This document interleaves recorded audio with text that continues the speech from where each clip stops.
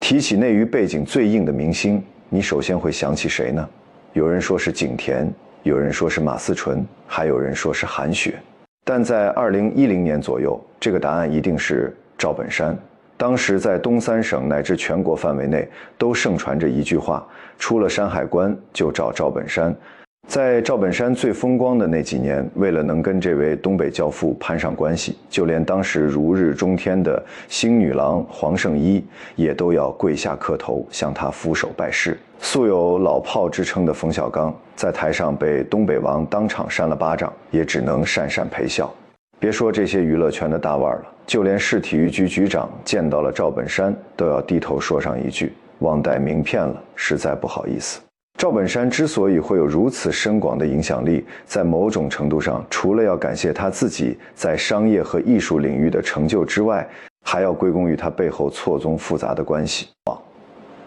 2009年5月，刘老根大舞台进京开张，前来捧场的成龙也只能坐在3排开外，因为坐在前面的都是赵本山请来的政商朋友。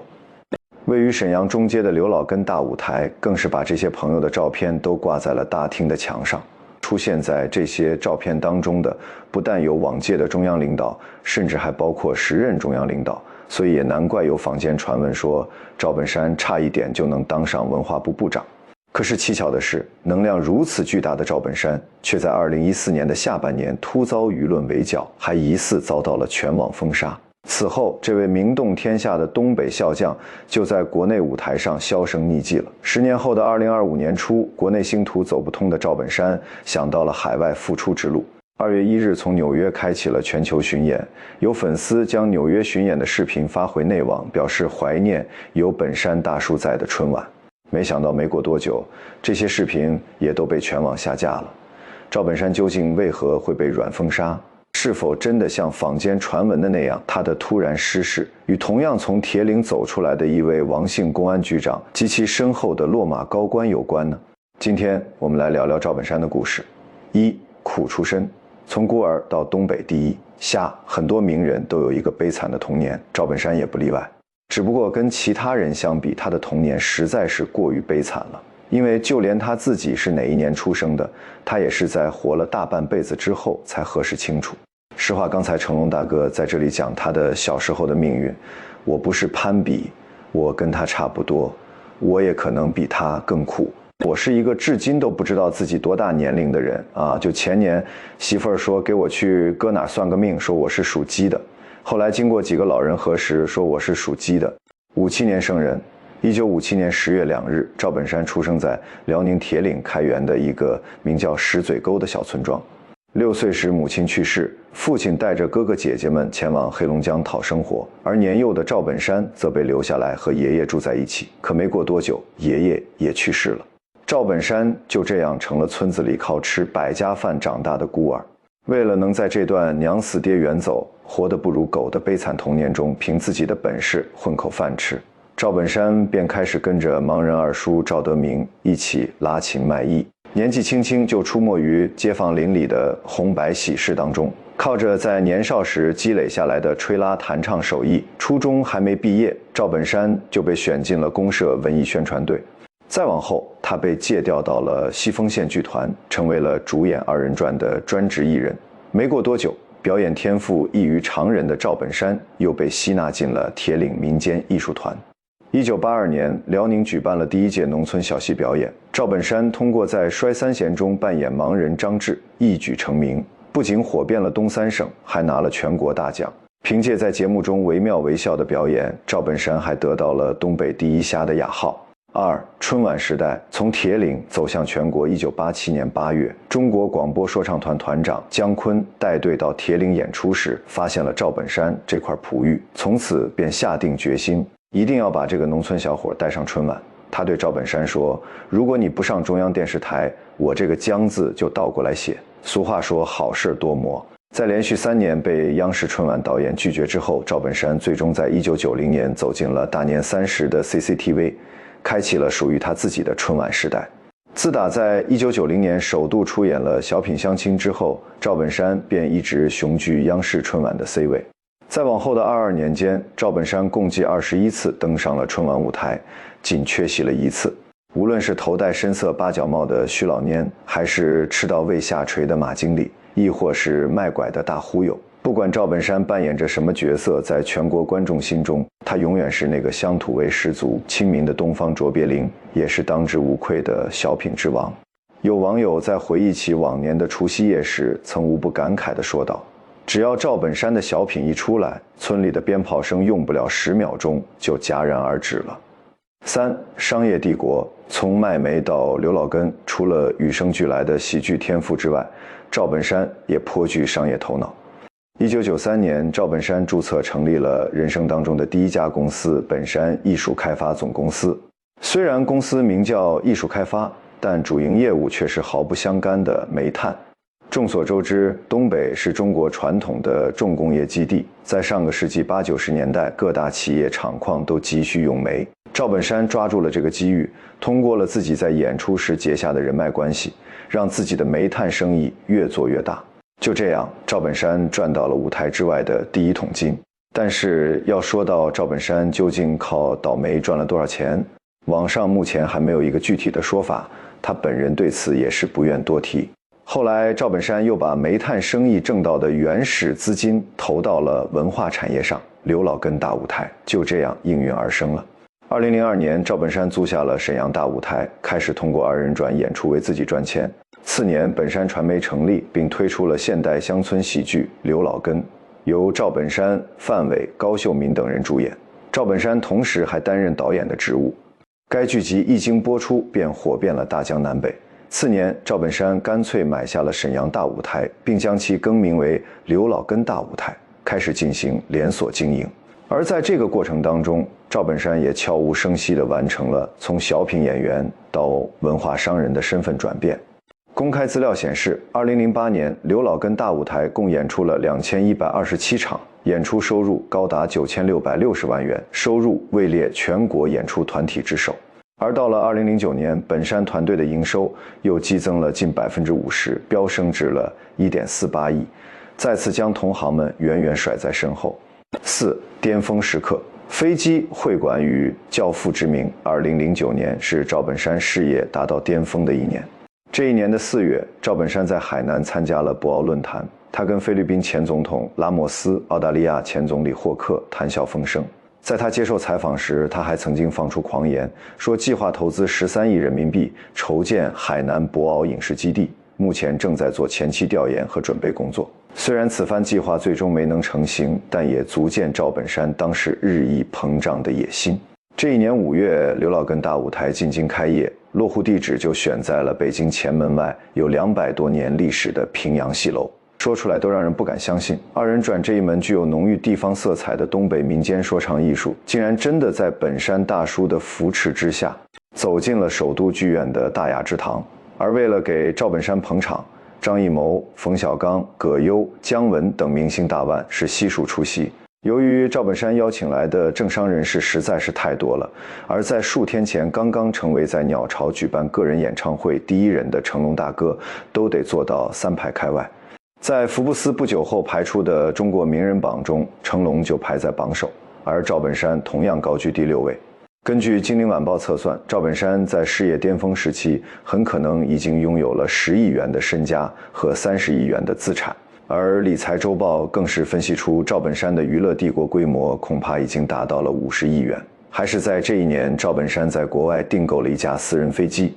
1年后的2010年4月，这架私人飞机落地沈阳。据了解，这架名叫本山号的私人飞机是加拿大庞巴迪公司生产的挑战者850型公务机，整机造价高达3000万美元，合约人民币2亿元。同时，这架飞机平时的维护费用也不低，光是飞行员、日常维护和保险等费用，一年就需要500万左右。而说到私人飞机的内在，更是堪称豪华无比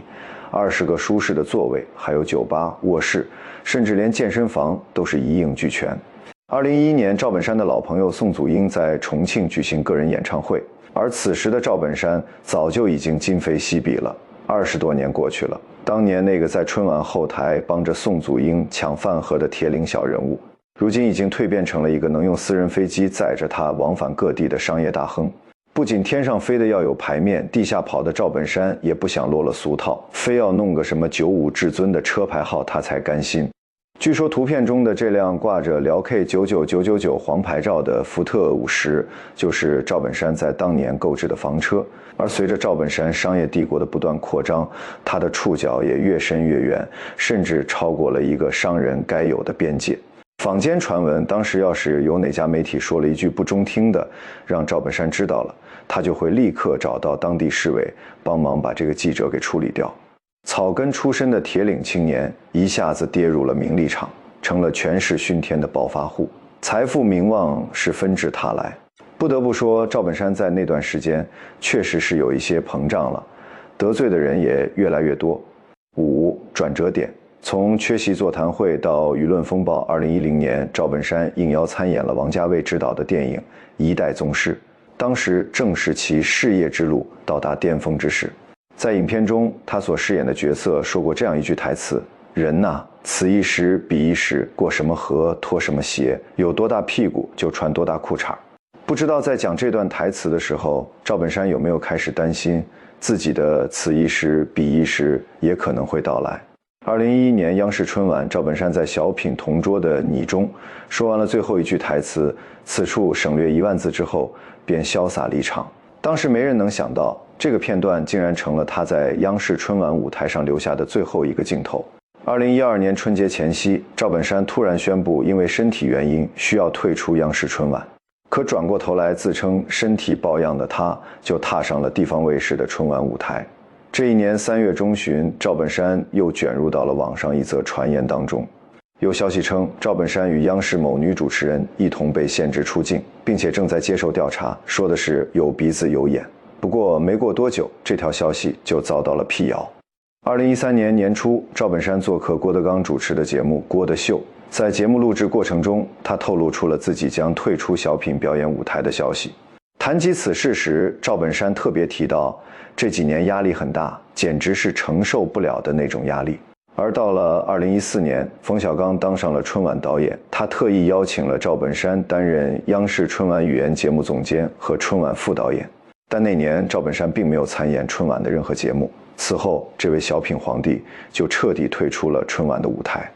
2014年6月3日，当年亲手提拔了赵本山的伯乐姜昆在二人转座谈会上突然提到了二人转涉黄的问题。他在发言中指出，之前有人做过一个调查，在网络搜索中搜索二人转，有5800多条内容都涉黄。很显然，二人转需要赵本山以及当地政府等一批代表着二人转的人或单位更加肩负起监管他的责任。如今回过头来看，姜昆的此番开炮，对于赵本山来说倒是颇有一种君以此始必以此终的宿命感。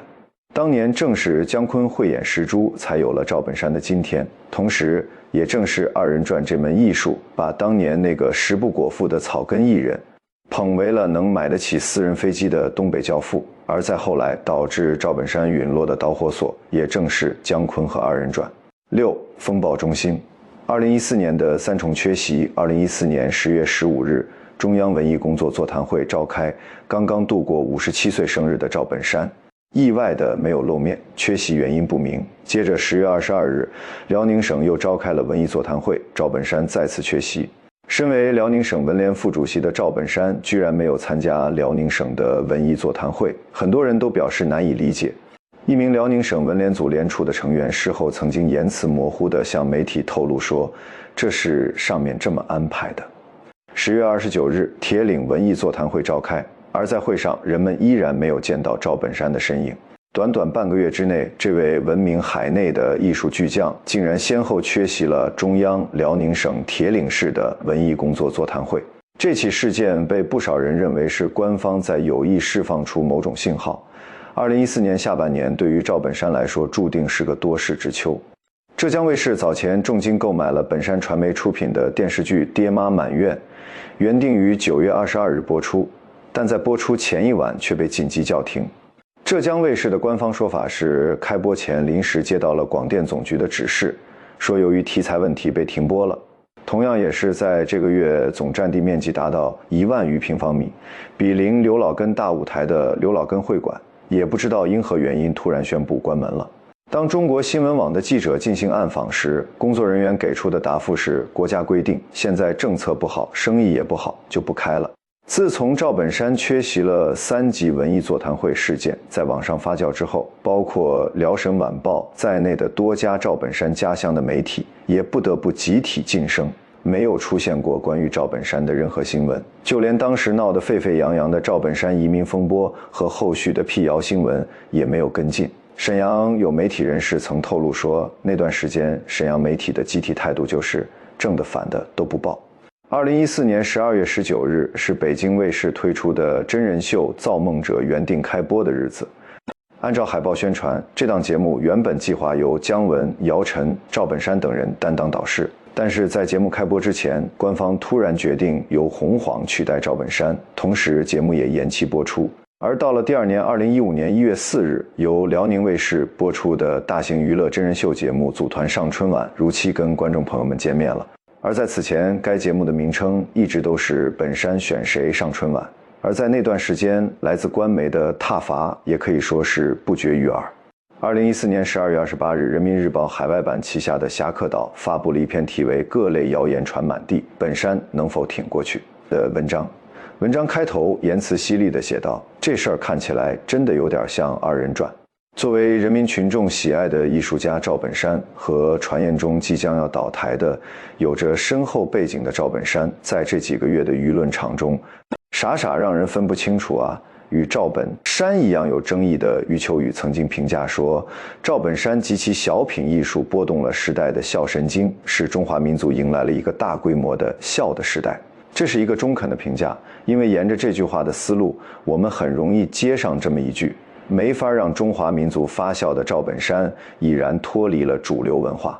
而这对于一个艺术家来说，无异于进入了一种囚笼。次日，辽宁日报刊发社论：辽宁文艺的价值取向从未有过丝毫的动摇。虽然这篇社论中只字未提赵本山的名字，但是有观点称，这篇报道就象征着地方媒体对赵本山及本山传媒的一种切割。为了顺利度过此次声量空前的舆论风暴，赵本山还动了破财免灾的心思。在危机最严重的时候，他曾经透过朋友放出风声，说只要国家需要，私人飞机和身家都可以捐。关系网疑云，王立军、徐明与落马官员在位于苏家屯的本山传媒影视基地主楼里，有一个很少对外开放，但是装修却极其豪华的楼层。这里是赵本山专门用来宴请名流权贵的特定场合，在大厅的墙壁上挂满了他和各路高人握手拥抱的合照，而这些高人甚至还包括当过中央政治局委员、商务部部长的大人物。但是自2012年以来，在这一神秘楼层的墙壁上，还有我们开头在视频中提到的刘老根大舞台的大厅里，很多高官的照片都被陆续撤下，其中就包括周永康、王立军等人。这似乎也暗示了赵本山经历这段至暗时刻的真正原因。开头我们提到，10年前在东北3省盛传着一句话：过了山海关就找赵本山。自古以山海关为界，以东区域被称为关外，也就是关外3省，现在的辽宁、吉林、黑龙江。从这句话就可以看出，赵本山在东北的神通广大，甚至可以说是黑白通吃。2010年5月，第3届华鼎奖颁奖典礼如期举行，赵本山获得了社会影响力满意度第1以及终身成就大奖。在念到有关赵本山的颁奖词时，冯小刚错误地将他是绽放在黑土地上的艺术奇葩念成了他是绽放在黑社会上的艺术奇葩，引发了台下的一片哄笑，言者无意，听者有心。不知道是不是黑社会这个词触动了赵本山的某条神经，他一上台就给了冯导一记耳光。老炮先是一愣，接着本能的想要还手，但是不知道他在此刻想到了什么，伸出去的手又立马收了回来。这个奖啊很沉，刚才这唯独有一点不舒服，就是这发奖这个人长得是太漂亮了，小刚差点给我念成黑社会了，哈哈哈。结合随后2014年两人还在央视春晚有过合作，看来冯小刚应该没有把这一巴掌太当一回事儿。而网上关于赵本山与黑社会有关的传言，大多数都是从2000年开始传出的。那一年，东北黑社会老大刘勇邀请刘德华来沈阳演出，据说华仔因为身体不适，在沈阳没能唱完全部30首歌曲，这就让刘勇大为恼火，不仅当众掌弹了刘德华，还将其软禁在了东北。情急之下，刘德华找到了向华强，而向华强又联系上了赵本山，最终还是由赵本山亲自出面华仔，才得以顺利返港。在华仔脱险后没有多久，为祸一方的黑社会老大刘勇就被公安机关给逮捕了，最终被判处死刑。而在当时负责审讯他的人，正是闻名东北的大黑英雄，人送外号王彪子的王立军。关于刘勇曾经软禁过刘德华这个传言是真是假，因为当事人的3缄其口，再加上后续相关人士是在刘勇被执行死刑之后才站出来进行辟谣的，死无对证，其真实性我们到现在也不好下一个定论了。但是可以确定的一点是，传言中所说的刘勇之所以会卖给赵本山这个面子，是因为赵本山跟王立军关系匪浅，这句话倒是千真万确。关于赵本山与王立军之间的故事，可能要从1996年阿尔山建市典礼开始说起了。在当时，跟随铁岭市公安局副局长王立军一同出席这次活动的，就有同样从铁岭走出去的赵本山。当王立军在2008年离任东北，远赴重庆，升任重庆市公安局党委副书记、副局长的时候，赵本山跟他的联系依然没有中断。而到了2009年2月，为了能和在下个月就即将晋升为重庆市公安局局长的王立军见上一面，赵本山在春晚上跟爱徒小沈阳一起出演了小品《不差钱》之后，就马不停蹄地去了一趟山城。据《纽约时报》的报道，在这次碰面的席间，王立军当着其他人的面提到了这样一个故事：他曾让警察对抓到的一伙犯罪分子是一通猛打，但是就对其中赵本山的一个朋友手下留情了。2010年4月，就在赵本山忙着拍摄王家卫的电影《一代宗师》的时候，武侠小说作家独孤义在天涯论坛上发布的一则关于赵本山涉黑的帖子，一度在网上引发了轩然大波。独孤义在这个帖子里是这样描述的：赵本山原本就有黑道背景，他与铁岭4大黑社会头子中的几位关系非常的铁。而在铁岭还流传甚广的一个说法是，赵本山为了保释铁岭的一个涉黑头目，曾经拿出了15万元向王立军行贿，却不想只得到了王局长这样的一句话：演出非常欢迎，但涉及案件，任谁也不能通融。4月4日，重庆华龙网记者联系上了王立军本人，就赵本山是否拿过15万元向其行贿的问题进行核实。王立军当即就义正言辞地表示说，绝无此事。而且仅以我多年对赵本山品德的了解，赵本山是绝对不会干这种事的。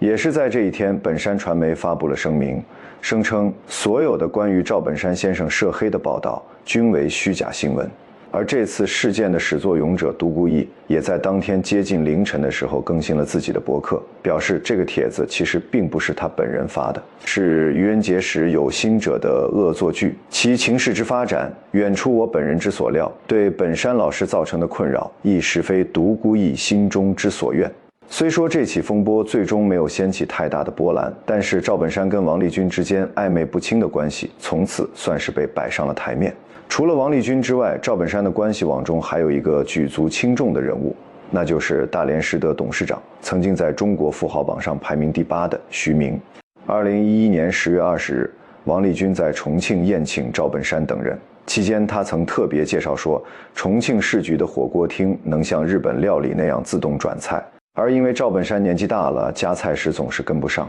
王局长还十分贴心地为他调慢了转动速度。出席这场宴会的东北客人中，除了赵本山之外，就还有徐明。在王立军的宴会上，只要有赵本山一只碗，总少不了徐明一双筷子。我们之前提到过，在2009年2月，王立军曾经在重庆跟赵本山碰过面。而在2月27日这一天，王立军在重庆公安局办公室招待赵本山的时候，也同样接待了远道而来的徐明。2010年4月25日，王立军在各路宾朋面前大秀书法，受邀围观的东北老友当中，除了乘坐私人飞机赶来的赵本山和他的爱徒小沈阳之外，徐明也在其列。而在2011年爆发的重庆特警讨薪案当中，徐明据说也曾经跟赵本山一起参与斡旋。其实赵本山与徐明两个人早在同去重庆之前就已经相识多年了。按照赵本山的说法，他们两个人之前一直是属于私人朋友的关系。徐明最为人熟知的身份是大连实德俱乐部的董事长。1999年，年仅28岁便已经身家数十亿的富商徐胖子，从王健林的手里接盘了当时中国最牛的足球俱乐部大连万达，并将其改名为了大连实德。而在若干年之后，让徐明跟赵本山关系升温的也正是足球。2005年3月，赵本山在跟徐明吃饭的时候，无意间就提起了自己的本山影视基地正在寻找合作伙伴这一件事儿。这块被称为本山影视基地的土地总计有300亩，位于沈阳市南郊的苏家屯，毗邻桃仙机场，地理位置是相当优越。要不是政府特批，这块地皮的价值恐怕会在7亿元以上。可是土地批下来之后，赵本山却又多了一个幸福的烦恼。这块地在审批的时候被明确的限定了只能用作教育用地，这着实是有一些大材小用了。而这块地究竟该用来做什么，一直就让赵本山非常的苦恼。而就在这个时候，早就已经在中国足坛经营多年的徐老板给赵本山出了个主意，劝他不妨考虑一下跟辽足合作。在过去的多年里，辽足一直没有自己的训练基地。更巧的是，辽足足校又是经教委批准的正式学校，所以辽足进驻本山基地对于双方而言都是一桩美事。也就是从这时开始，徐明逐渐从赵本山的朋友就变成了他的贵人。正如赵本山后来在接受采访时所说的，我从来都相信一个人的成功是要靠朋友的，徐明就是我的贵人。最终在红娘徐明的牵线搭桥之下，赵本山逐渐跟辽宁足球俱乐部走到了一起，而没过多久之后，他就成为了辽足的董事长。不过跟徐明不一样的是，赵本山是真心热爱足球的。为了给辽足的球员发赢球奖金，赵董还动员了自己在当年做过代言的合作企业，比如当时还没有爆雷的蚁力神，凭他一句话，蚁力神就乖乖掏出了30万来，开一个发布会，发布一个我过去给我做形象代言人的这些的一场，依旧让他们都一人拿30万扛一家。完了呢，就对下场球奖励爽，对下场球就给咱们球队吧，对，放那儿留着做奖励的。对，这个有蚁力神，一个有他们的北极绒，还有咱那个科诺，有科诺，他也给了这3家呢，通知他一人拿30万啊，就完了。行，咱们在10几年前，中国足球的环境可以说是假赌黑盛行。而当赵本山成了辽足的掌门人之后，网上就有不少质疑的声音，说作为实德系一员的辽足，会不会在联赛中卖球给实德呢？在2005年，辽足跟大连实德的一场比赛开始之前，赵本山事先跟徐明约好，说要打一场真正的比赛，谁要作假，谁就不是男人。可结果却让赵董是大失所望，辽足在客场0-5输掉了这场东北德比。从那时起，赵本山就开始怀疑球队里有人踢假球，并且对中国足球逐渐失去了信心。当我有一天小品演不行的话，用这件事就能骂我1年。我告诉你，我什么准备都做了。在涉足足球圈之前，赵本山原本是准备了5000万以上的资金用来投资的。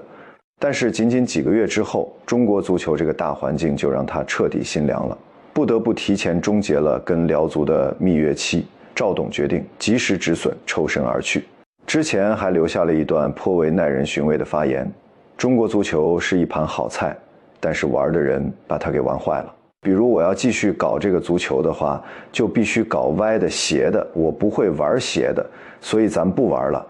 赵本山经典小品台词：什么运动让人看着揪心？足球。什么运动更揪心？中国足球。虽然说赵本山入驻辽足一事最终是潦草收场，但是他跟徐明的朋友关系却没有因此受到影响。要不然后来赵本山也不会把那英介绍给徐明认识。也是在两人关系日益紧密的那几年里，徐明还被媒体爆出了拥有属于自己的私人飞机。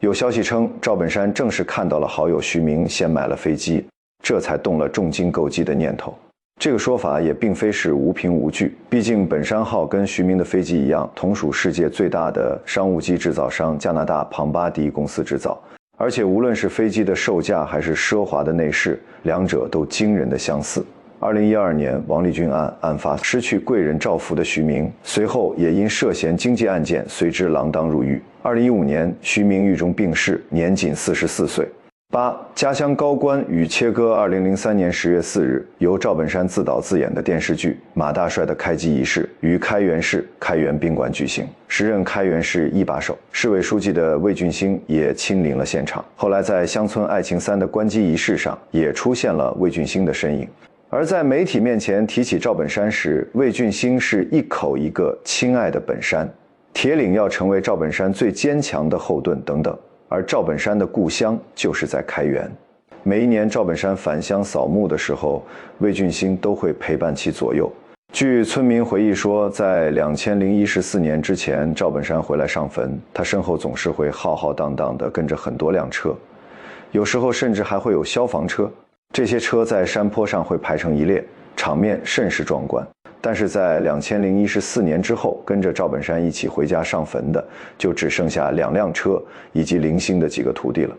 当时就有人猜测说，魏俊兴是不是要出事？果不其然，2015年1月16日，正当赵本山深陷舆论风暴那段时期，官至辽宁省政府副秘书长的魏俊兴落马被查。当时又有舆论将矛头指向了赵本山。反正只要是家乡高官有人出了事，人们在第一时间就会联想到赵本山。这种事情对于赵本山来说也已经不是第一次了。早在2014年9月，与赵本山并无太多交集的铁岭市市长林强涉案被查时，同样也有舆论将赵本山和他联系在了一起。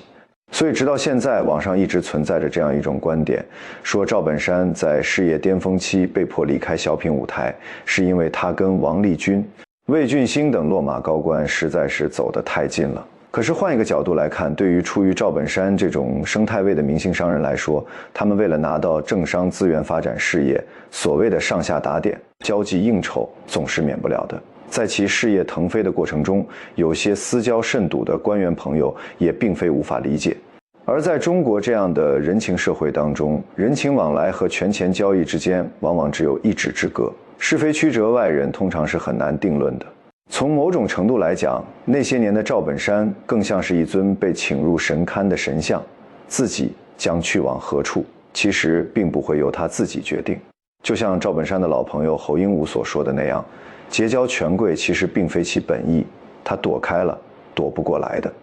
我实话告诉你，他根本不想介入这些事儿。还有一位与赵本山关系非常亲密的画家朋友，也曾经向凤凰周刊透露说，赵本山是一个极其讲究商业规则的人，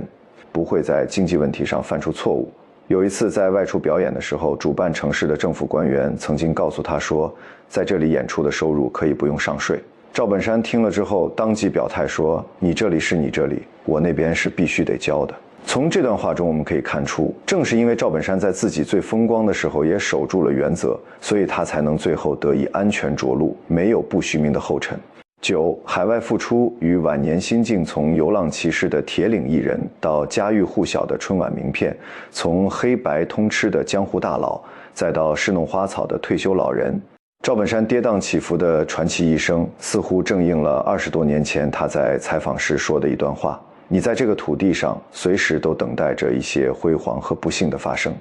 最高贵和最卑贱的事你都会遭遇，光环和屎盆都有可能扣到你的头上。不用去设计和向往哪些事情会发生，真发生了，你就用愉快的方式去接受就完了，这样才能活。如今虽然有赵本山参与的电影电视剧还没有被完全禁封，但在国内各大卫视的小品舞台上却是再难见到赵本山的身影。2017年12月，在深陷舆论风波2年之后，赵本山曾经在微博上隐晦地表达过自己想要复出重登小品舞台之意。微博的原文是这样写的：这几年因为腰病告别了春晚，如今我一身轻松，而大家有想念我的小品吗？可是没过多久，这条微博就被删除了，原因未知。当时间来到2025年，赵本山似乎又活了过来，因为他想明白了一件事，既然国内的舞台咱们上不去，那不妨试试国外。赵本山在这一年选择了重出江湖，携辽宁民间艺术团体出走海外，进行世界巡演，行程包括纽约、洛杉矶以及新加坡等地。据知情人士爆料，赵本山在纽约的全球巡演，最后排的票价也要110美元，合约人民币800元，而第一排的票价更是高达1400美元，合人民币近万元。虽然说票价很高，但是纽约的老铁们却无比捧场，现场可以说是座无虚席。表演结束之后，赵本山跟在场的观众袒露心声，说自己10多年都没有上台了，但只要上台就会为观众卖力气。这是特意现排这么一个小品，还有点生呢。团到这儿来了，没有办法，只能卖力气。完了，主办方把票价定得还挺高，不高，哈哈哈。你说那是他个不高，哈哈哈，票价是挺高的。你想500美金就合人民币5000、3500，这不是小数，扛。所以说呢，卖力其实咱们就多演点，对，让人看够，对。或许是因为常年没有登台表演，有些生疏，也或许是因为在表演中太过卖力，赵本山在一次演出中意外摔伤了腿。而在今年2月，有网友拍到这位白发苍苍的老人坐着轮椅过安检的画面。有网友对此评价说，本山大叔已经一把年纪了，完全没有理由冒着身体上的风险继续跟徒弟们一起在台上抛头露面呀。但也有人对此是持反对意见的，说赵本山要是没有这个心气，他就不是我们心中的赵本山了。电视剧《刘老根》片头曲中有这样一句歌词，或许能够很好的概括赵本山在经历沉浮之后，仍要以67岁的高龄，哪怕是推着轮椅，也要重回小品舞台的人生态度。老鹰剩下一口气，他也要钻他一把天。好了，今天的故事就到这里，我们下期节目见喽，拜拜。